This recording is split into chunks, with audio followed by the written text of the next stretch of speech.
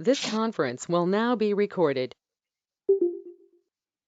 Well, thank you all for joining me today, March the 7th, uh, on an exciting week that has been so far with all types of international events. We're not going to necessarily get into that unless it's from a business perspective.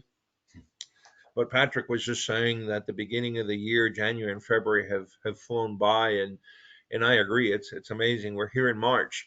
So again, thank you all for joining me. Basically, this meeting will have three parts. The first part is I'd like everybody to take a minute or two to introduce yourself to the rest of the group. We have some familiar faces, we have some new faces. Just basically say, your name, your company, what your product or service is, maybe where you are geographically. Certainly, what a good referral or an ideal client or customer would be for you, so that the rest of us can keep a lookout for that. The second part of the meeting is typically those introductions trigger some questions or comments from the rest of the group. So we'll dive in a little deeper as people are curious as to what you do. And then the third part of the meeting, if we have time, is I'll just open it up for general discussion, anything that's business related, current events, again, as long as they're business related. And my goal is to get you out of here somewhere between 45 and 55 minutes after the hour. Because as Paulo was saying earlier today, now we're all doing these back to back video chats and Zoom calls. So some of you may have stuff scheduled for 3 p.m. here on the East Coast, and I want to give you time to get a drink of water or do something before you have to go on the interview. Um, that's it. Thank you all for joining me. I am going to go in the order that I see people on my screen from top left to bottom right, with one exception. 'Cause I never like to start with new people. Not that these introductions are so difficult, but just to give people a chance to see one or two people. So, Jack, why don't you kick us off? You've been here before, and give us your 1 or 2 minute introduction, please. Okie doke. Hi, everybody. Yeah, Jack Maitland. I originally from Pittsburgh, in and around the area where Sal is. I'm not sure where all of you all are from, but I live in Fort Lauderdale now. A little nicer weather down here, especially this time of year. I'm a retired ad agency owner. Ran my own advertising agency for close to 30 years. I currently, as part of my retirement, I'm working as an independent marketing executive for a science-based manufacturing company called Melaleuca. I don't know if you've ever heard of them. Some of you may have, but they're an online wellness shopping club. In fact, after 36 years, they've evolved into the largest private online wellness shopping club now in North America. We have over a couple million customers, 19 countries, and most people are just happy customers. It's like a Sam's Club, Costco, a $19 a year membership. You just shop for your needs. Better, safer products. They're affordable. COVID has helped us tremendously because of social distancing and online shopping, as well as our products that are geared to helping and benefiting the body's immune system. So it's a great program looking for people that are proactive towards health and wellness, that want better, safer products as long as we don't mess with your family budget, and people that might want to do what I do, and that's kind of help the company promote their brand and tell their story. We're not distributors. I'm not the Avon person or the Amway distributor. We don't inventory or sell products. We're basically self-employed educators for the company, and there's a great opportunity to revenue share on a part-time basis if you're looking to diversify, supplement your income, or develop a good plan B. So thank you for that. I'll put my info in the chat. And Sal, as always, thank you for leading the charge here for us. Absolutely. Thank you for joining us and participating. And Mhm. let's see, we'll go with Patrick. Patrick, if you could unmute yourself and give us your 1 or 2 minute introduction, please.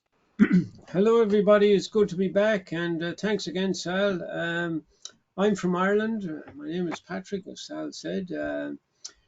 We're all familiar with the everyday pillars of health, like nutrition, hydration, sleep, exercise, and spiritual well-being.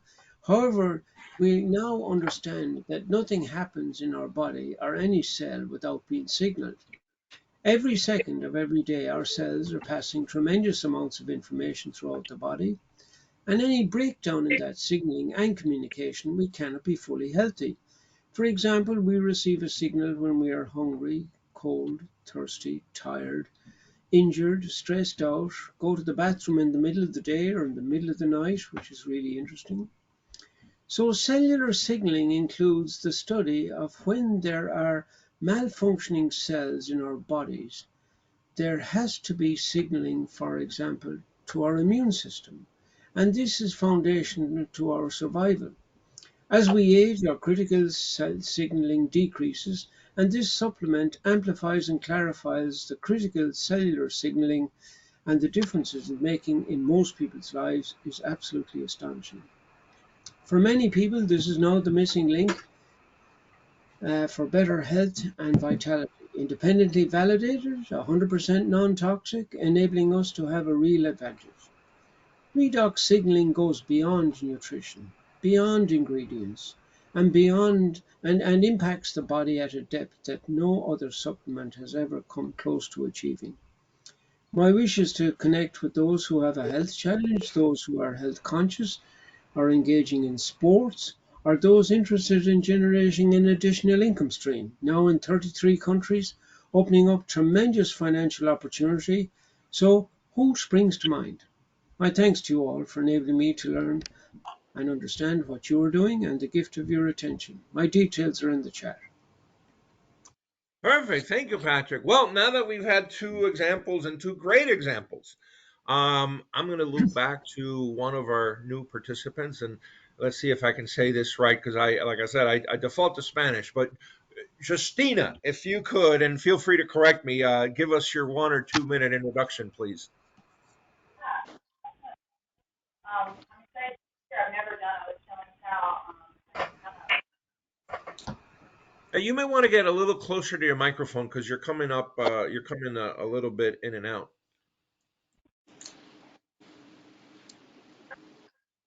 Here. How's this? Perfect. Can you hear me okay? Is everybody here? Yeah, it's still a little hard to hear.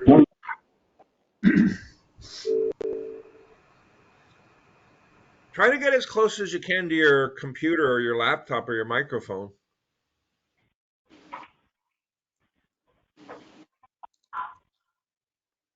So Really? that we heard the really, but when you just said really, that came in loud and clear.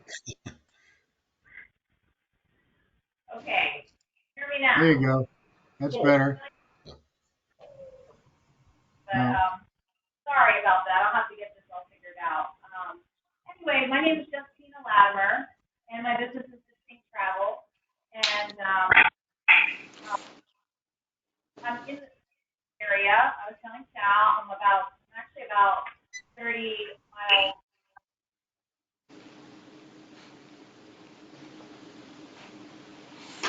We're not hearing you now, Justina.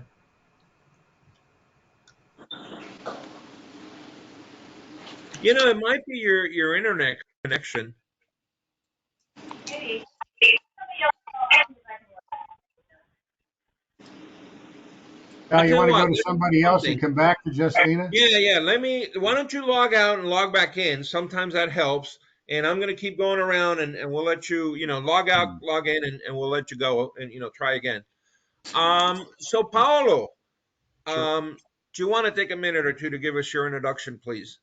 Sure, I will. Thank you, Sal. Good to see everyone this afternoon. My name is Paolo Agostinelli, and I am the owner of Equitas Funding Group.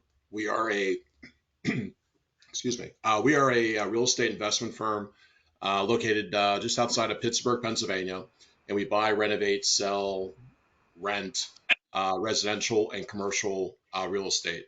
What makes us different is that we take a consultative approach when working with property owners, which allows us to structure a sale to maximize the needs of all parties involved. So no matter what the issue is with the property, whether the there's a lot of debt, whether the building's vacant and the seller can't take a discount on that property, we'll work with them to do whatever we need to do to maximize the value of the real estate, so the owner could maximize the benefit from a sale. That includes capital gains taxes. We can structure things differently for them.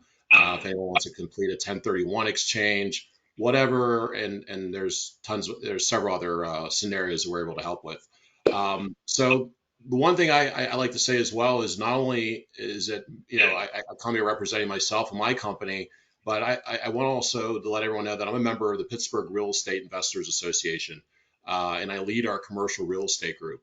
So basically, we're a very large networking local group, and we have a lot of national and even international members who are interested in investing in Pittsburgh and other locales in the United States.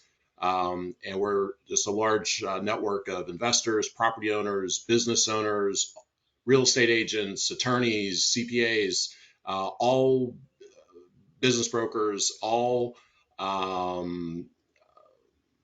businesses that's either directly or indirectly related have some sort of real estate component. So even if I can't help you with something, I am more than happy to make a connection with someone in my network that is, or if anyone just wants to talk about real estate, have any questions, need advice or guidance on what type of person to speak with, I am always more than happy to help make that connection. And that's what I spend a large majority of my time doing, actually. So great to see everyone on the call. Sal, thank you for the opportunity to be here, and look forward to speaking with all of you. Thank you. Absolutely. Thank you, Paolo. And by the way, and this is a good thing about having people that are veterans in this phone call. I'll wait for Justina to get on. Oh, there we go. How's your microphone, Justina? How do I sound? Oh, Perfect. now you're perfect. Wonderful. All right. Well, good. We got that fixed. I was saying that the wonderful thing about having some veterans on this phone call is they know the drill better than I do. So I forgot to say two things. One, please put your contact information in the chat, whatever you want to share, whether it's emails or phones or websites or whatever. Because tonight I'll send out a link to the recording on YouTube, and I'll also put whatever you put in the chat. So if people want to have a one-on-one conversation with you later, they'll have your email, phone, website, whatever it is you want to share with them. Conversely, if you don't want me to send it out to everybody, don't put it in the chat. And we have, by the way, our guest speaker for 4 weeks from now is Mike. I see him there at the bottom in the middle on my screen. I don't want to say anything because I don't want to steal any of his thunder, other than maybe the federal government here in the United States is one of the biggest buyers of everything, and they buy stuff that would surprise you. So if you want to learn how to quote, how to sell to the government, you're not going to want to miss his presentation 4 weeks from now. And 2 weeks from now, we're going to have John Putner, who's a political lobbyist. So again, if you're at the stage where you want to be involved in politics, maybe do a little lobbying for a particular industry, whatever the case may be, that's one you don't want to miss in 2 weeks is John Pudner. So anyway, taking that aside, I'm going to go back to, now that your microphone works, Justina, if you could take a minute or two to introduce yourself, please. Yeah, sorry about that, guys. I'm not sure what that was. Like I said, my name is Justina Latimer, and my business is Distinct Travel. And the reason I just chose to get a career in travel is because being fortunate enough to travel to places myself, I discovered that travel can enrich you in ways and open your mind and broaden your mind in ways that nothing in this world can do, like travel can do. And I just thought that, I found that to be an amazing discovery, and I just love sharing that with people. And, that's different for every type of travel. Obviously, if you're going to Napa Valley and you're hitting the wineries, you're not going to be, different experience than if you're going to Europe, or if you're going to, Ireland, or any other of those places that are, farther away, and anywhere that's really different from where you're used to being. I think that's when your mind really starts to expand. So anyway, I primarily focus on luxury travel, but everybody kind of defines luxury differently. A lot of people think laying, by a gorgeous pool with your, all your needs being met instantly. Yeah, that's one way. But luxury travel can also be, hiking the jungles of Costa Rica, or, doing something, an adventure, something very active, biking in Holland. So luxury can be different things for different people. And my specialty is families, multi-generational, um, the islands, and European travel. So that's what I specialize in. And also, I like to do groups. So, if you have if you belong to a club, for instance, and you want to, everybody wants to go somewhere, I can send everybody, and we can do that kind of travel as well, or even big groups of family. Um, and I also believe too, in these times that we're in, um, I believe that everybody should be able to travel. And there are places that not everybody can go right now, but everybody can go somewhere. And I think that, especially right now, people are looking for help in finding those places that they can go. People think they can't travel. There aren't places, and they may love to travel. They may have used to. Maybe they did travel a lot, and then these times hit, and they feel like they can't go, or they're afraid to go, because of the ever-changing climate that we're in. But everybody can go somewhere, and somewhere special. There are places that are open to people, everybody. So I want to work with people like that. Those are the people I want to work with. Um, so I'm looking for families. It's sometimes it's easier to say who I'm not looking to work with, who is not really an ideal client, which would be someone who would come up to me and say, "Hey, um, I saw a three night cruise for $299. Can you book me that?" So that's somebody I would pass along to AAA travel. So my client, my ideal client who I'm looking for is more of a family. Um, you know, it doesn't they don't have to have a big budget. They just have to have a big, real big dreams, and have genuine interest in travel and wanting to have those experiences. Um, so that's pretty much me. I'm sure I forgot a lot of things with all the microphone thing. I got thrown off a little bit, but I'll put my contact information in the chat. And can't wait to hear about all of you as well. And in any way I can help you, not just in travel, but I'm looking forward to collaborating with all of you in any way that I can. So thank you.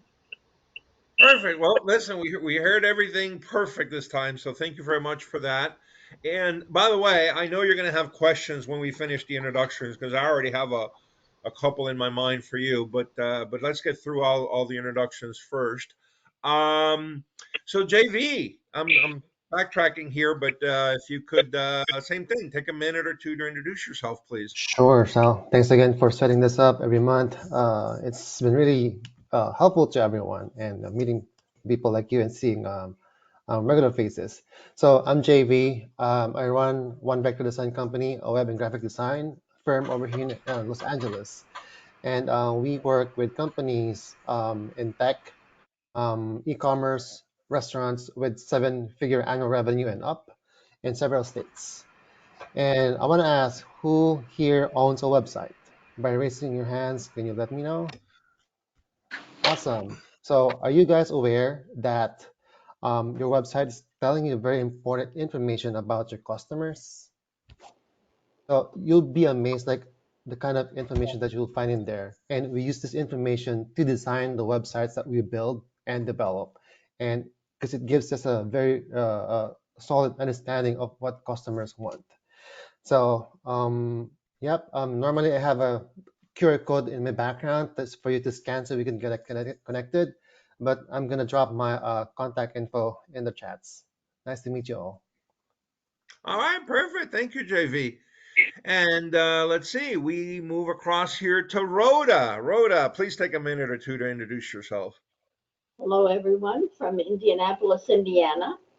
My company is sayitforyou.net, and I head up a team of ghostwriters And we write blogs and web content that tells visitors to our clients' websites that they are in the now and in the know.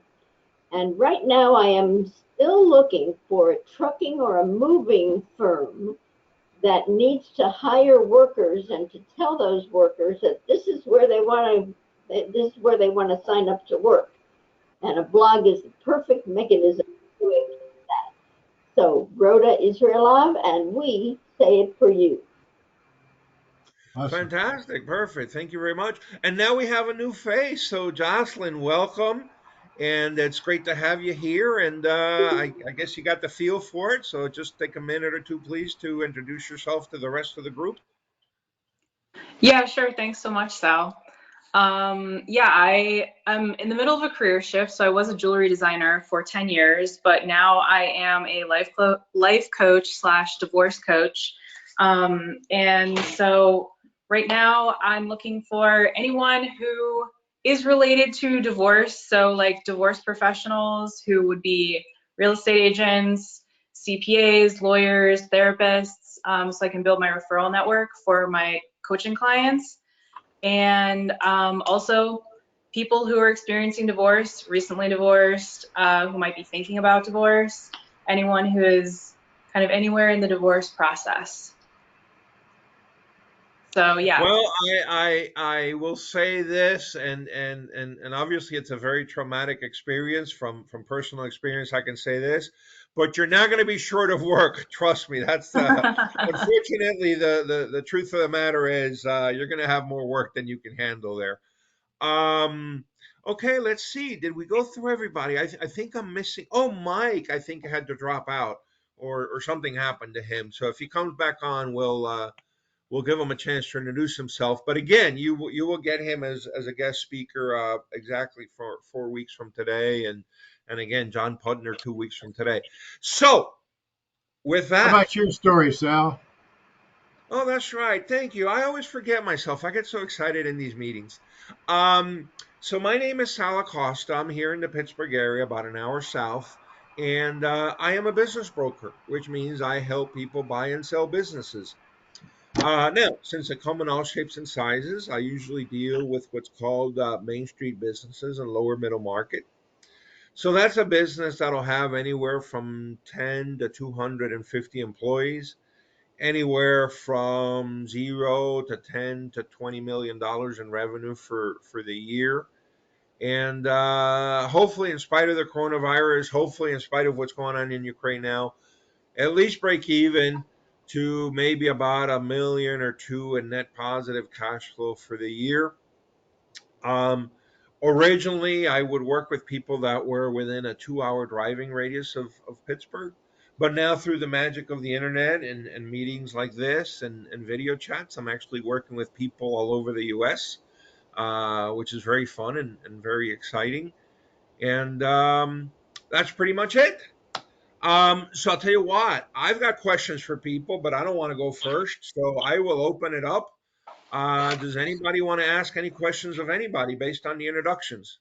Yeah, Paulo, do you know the name Nick Nicholas? Does that mean anything to you? I'm sorry, what was the name?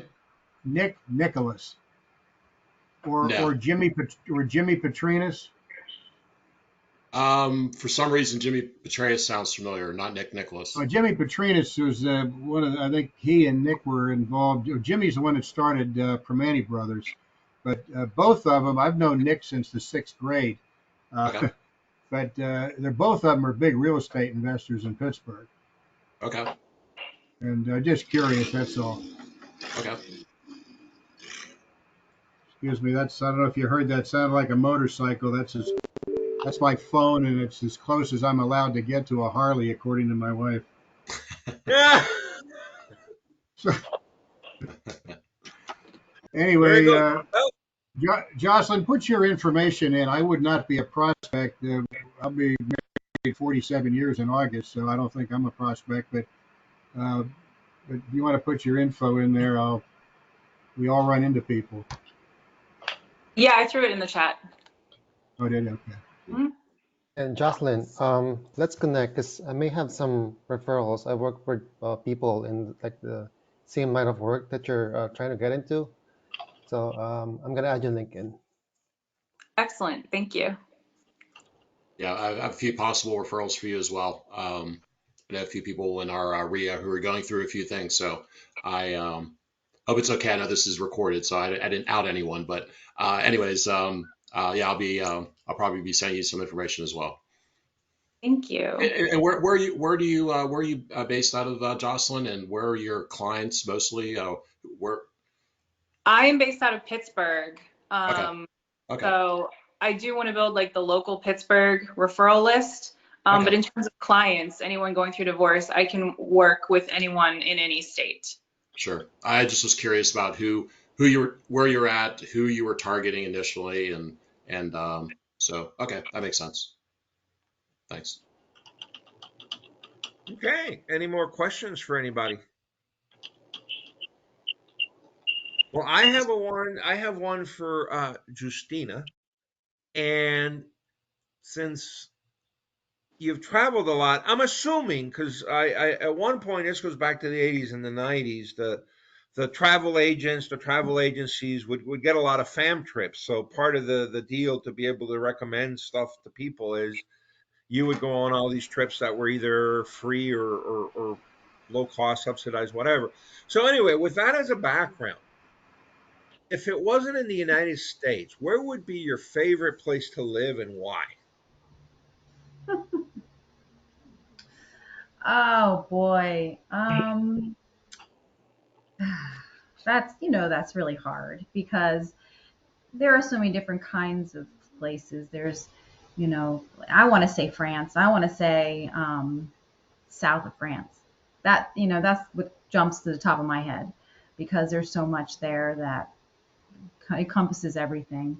Italy is also has everything from the beaches that like you would think you may be in the Caribbean, gorgeous beaches, but they also have the mountains and they also have the lakes and then they have the urban areas as well and the fashion. So Italy is also another place that just has everything. It would, appeal to anybody's taste. But I always think of France whenever I think of somewhere that I would want to. And I think the French language is really beautiful. I just love it.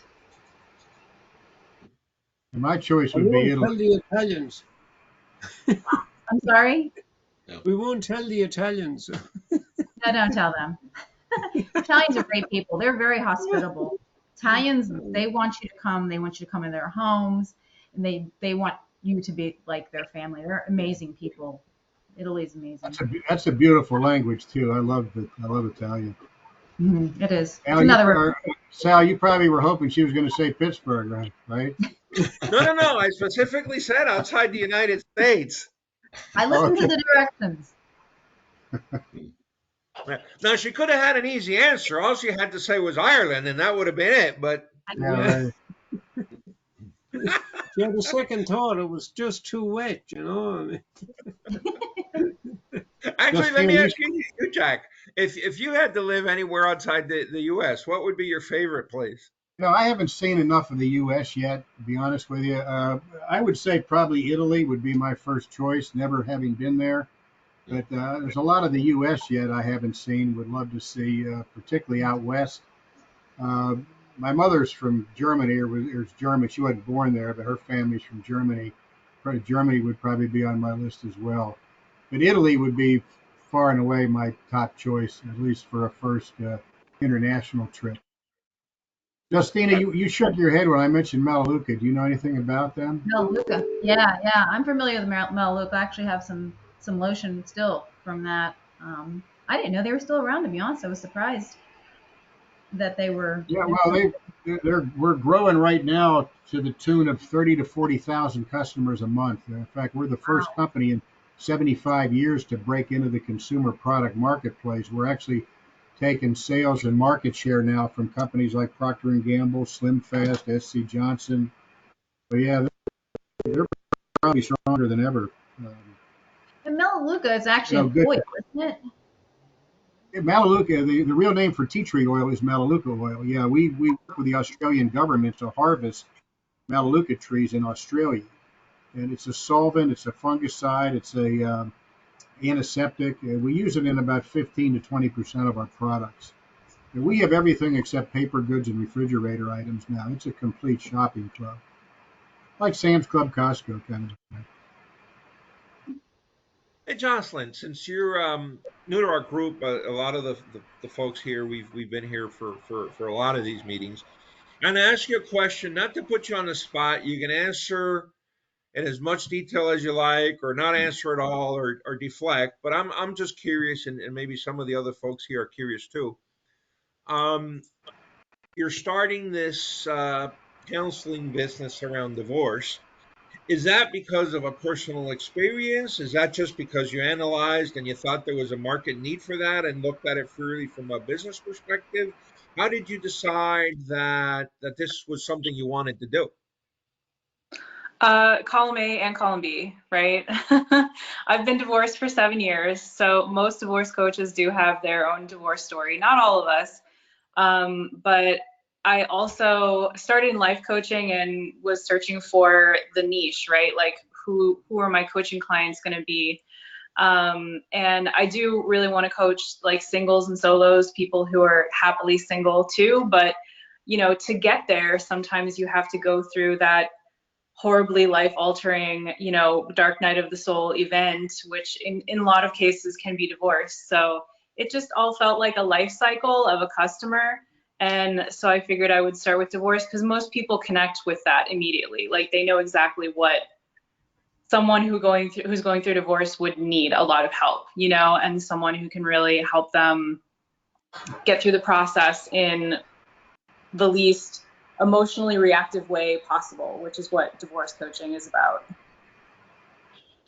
Okay, so life just one quick coaching. follow-up question, and I'll turn it back to anybody that wants to take the ball and run. But so your goal is to handle it in you said the least emotionally reactive way. I guess that wouldn't have come to my head right away. I would have thought that, frankly, it's almost the opposite. Let people vent so they can get over it.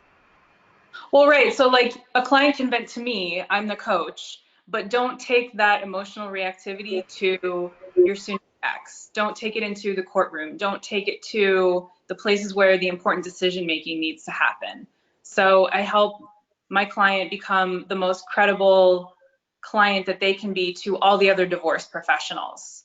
I'm like their thinking partner that helps them walk through the process and keep in mind what they want their life to be like after divorce too.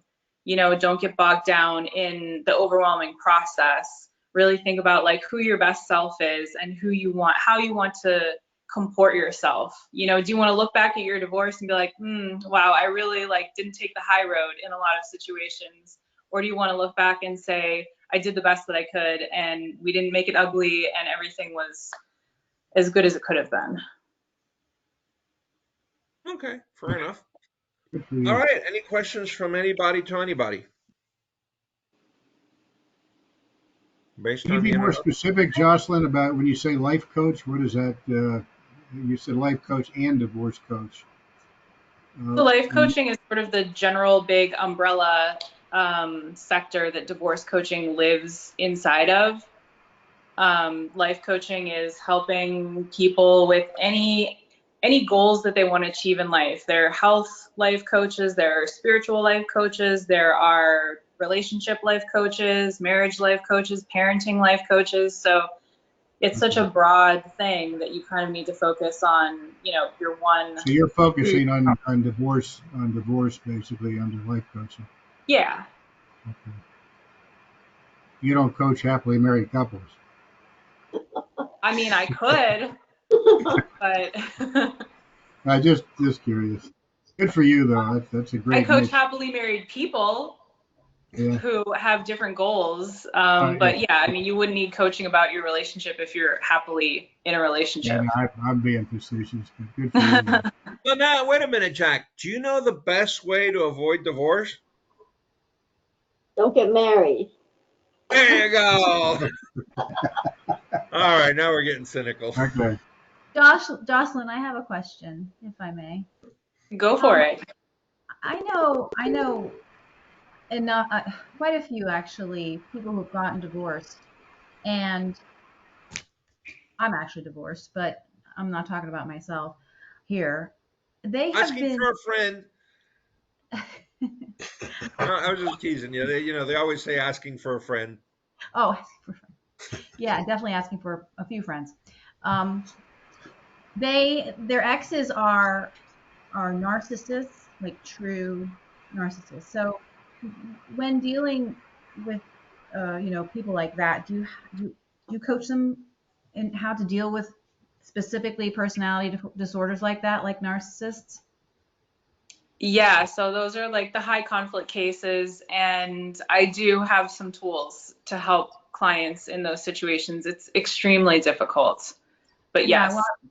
it seems to me that you would be probably that you would be the best solution for somebody who would be in those difficult situations. Just thinking off the top of my head, who would I recommend get a I didn't even know that, by the way, the divorce coach existed until just now. So it's good to know.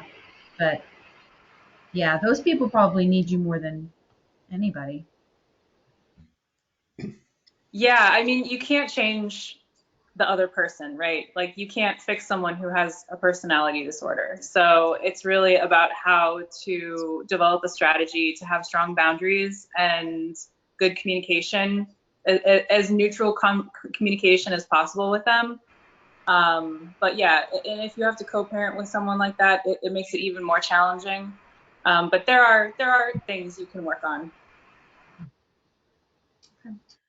I don't know if Yeah.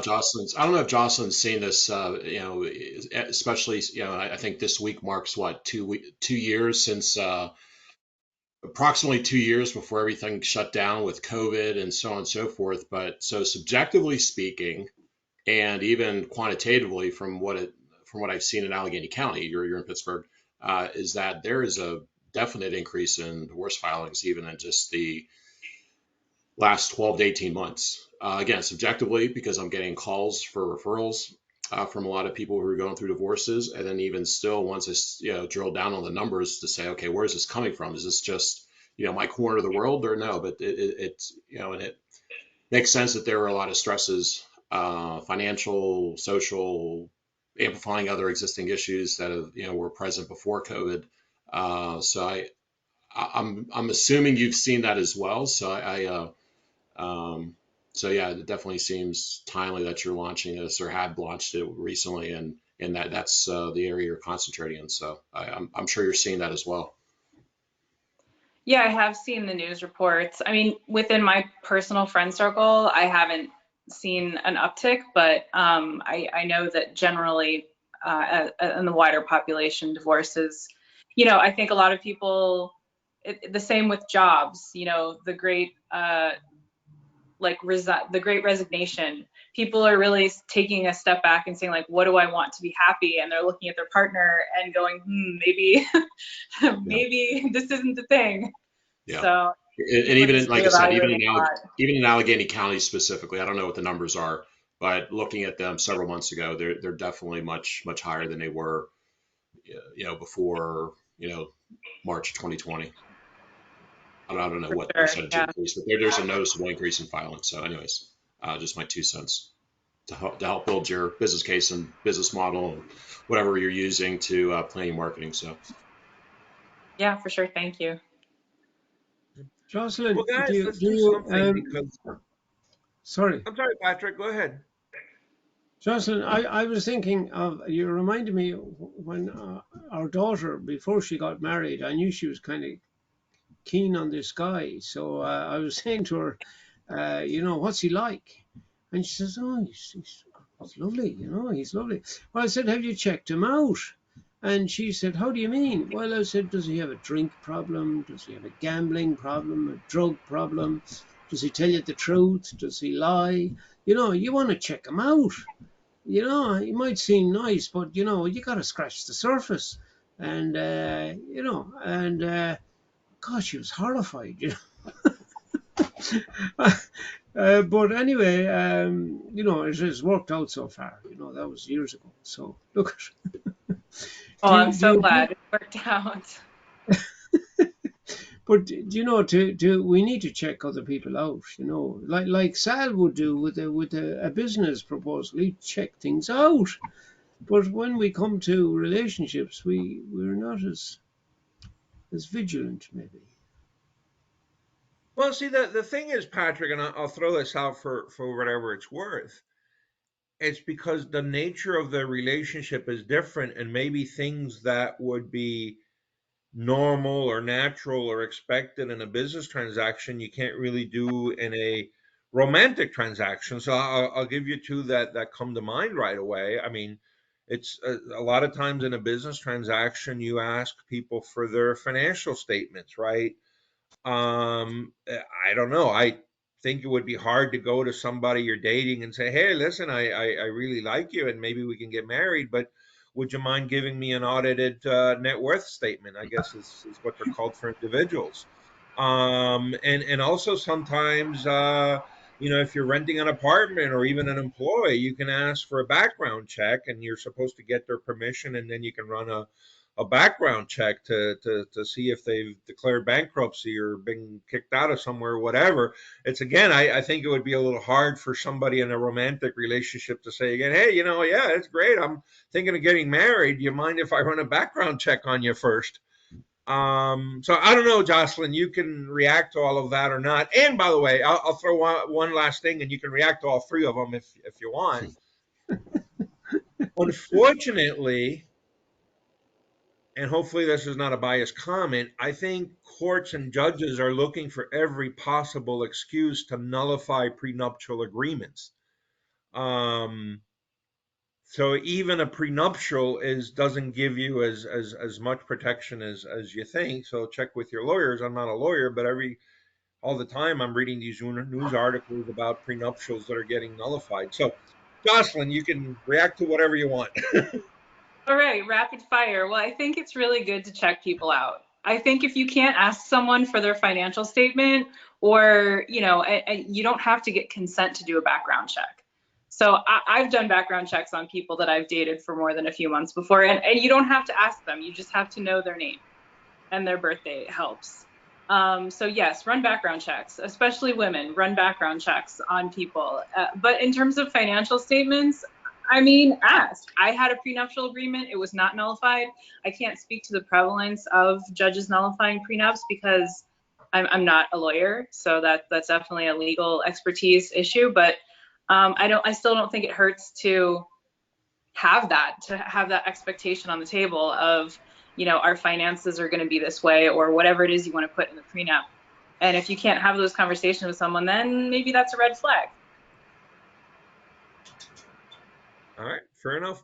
Well, I want to take just a couple of minutes because we're hitting here 2:49, and I want to maybe close it out at 2:55. But I would be remiss if we don't take a minute or two, since we have a lot of people that have different perspectives on small business, and this is a business forum. Um, what are you seeing with your clients, or maybe even yourselves or small businesses? What are you seeing so far in terms of impact with everything that's going on in Ukraine? Are you seeing impact yet? Not yet? What do you expect?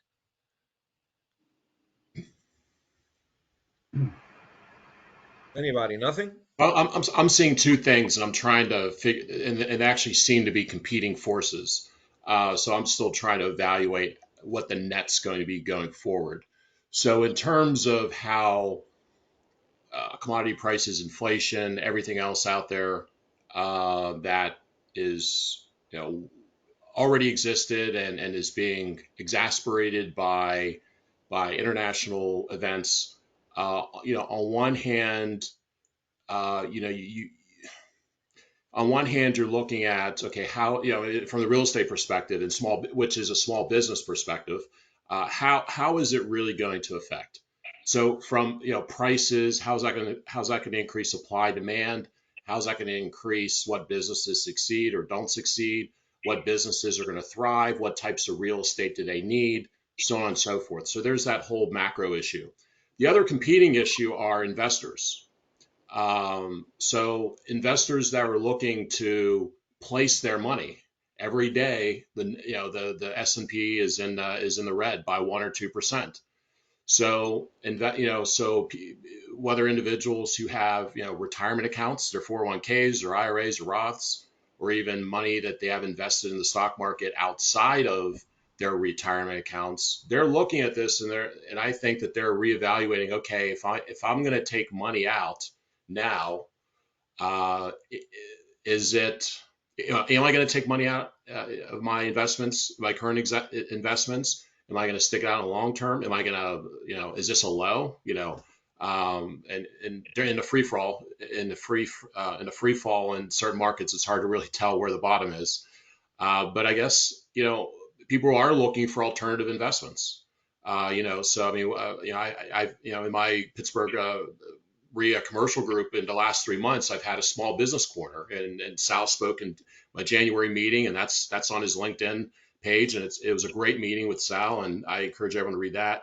Had a meeting last week, and Jerry Luca is going to speak at tonight's meeting, and she's going to talk about small businesses and trends. So to finish up the part about investors is where people are going to place their money when it comes to retirement.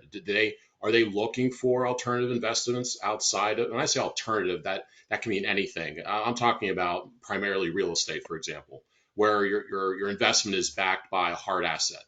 So I think a lot of investors who are not already invested in real estate, or who already are moving towards that direction away from the stock market, because they didn't do anything. They made what they felt were sound decisions, got sound advice over the last several years, and all of a sudden, something happens completely out of their control, which is very, very frustrating. People's retirements having to, working maybe a year or two longer now than they anticipated before they can retire, so they can save for retirement a little better.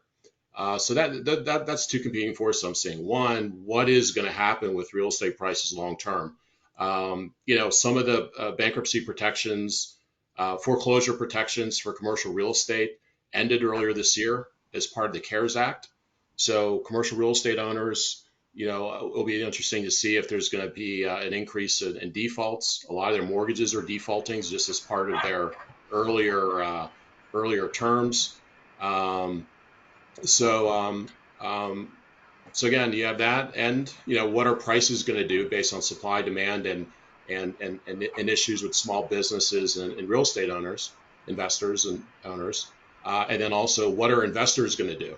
So those to me are competing forces, and I don't know how it's going to wash out, but I'm seeing more, obviously more commercial risk from property valuation, but then also possibly more money coming into the market, coming into the real estate market to get away from the stock markets. Or I was reading a forum, and I don't mean to be too wordy here, I apologize. The last thing, I was reading a forum earlier this week. It was earlier last week, and someone was talking about the Russian ruble and how it dropped 40%. Maybe now's the time to buy. If you're speculating, you feel free to do that. But I'm saying if you're looking for either intermediate or longer term, and wealth creation or cash flow or investment gains, especially if it's a long term horizon, such as retirement, I'm hearing and talking to a lot more people who are more interested in either beginning to or increasing their real estate holdings to get their money out of the stock market, because they're just frustrated with all the different things that could happen to the stock market that through no fault of their own, they're at the mercy of all these events, whether it's that or electronic trading glitches that happen once every couple of years, which freaks the market out. So those are two things. Real estate valuations based on small businesses, health, and what all that means going forward for real estate. But then also, where's the investment money is going to sway to? Is it going to come out of the stock market into real estate, or is it going to go under people's mattresses, or are people just going to continue to try to buy low in the stock market? So that's kind of a framework that I'm working under. But what's the net result of all that? I don't know right now. Okay, perfect. Well, listen, guys, it's 2:56 actually. I just rolled over. Um, Thank you all for joining me today. We'll do it again in exactly 2 weeks. In 2 weeks again, our guest speaker is going to be John Putner. political lobbyist. And then in 2 weeks after that will be Mike Menahem, who's going to tell us about how to bid for government work and how to do those contracts if anybody's interested in getting government work. And we'll still do the round of introductions. We'll still have our sort of general conversation before we kick off with the guest speakers. So again, thank you all very much. I'll send out the chat later tonight. I'll send out the recording later tonight, and hopefully I can see everybody again in 2 weeks. Very good. Thank you. Thanks, everyone. You. Thank you. Bye-bye.